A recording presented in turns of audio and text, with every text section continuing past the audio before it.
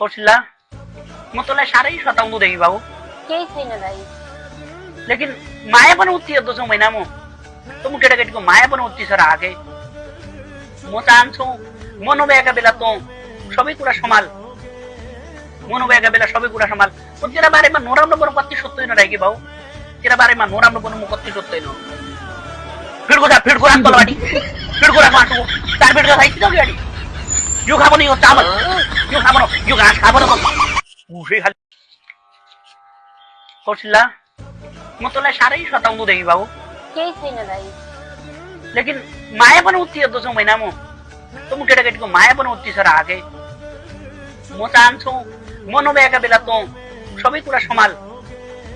म नभएका बेला सबै कुरा सम्हाल म तेरा बारेमा नराम्रो बरु कति सोध्दैन रहे कि भाउ तेरा बारेमा नराम्रो बरु म कति सोध्दैन फिड्को राख तलबाटी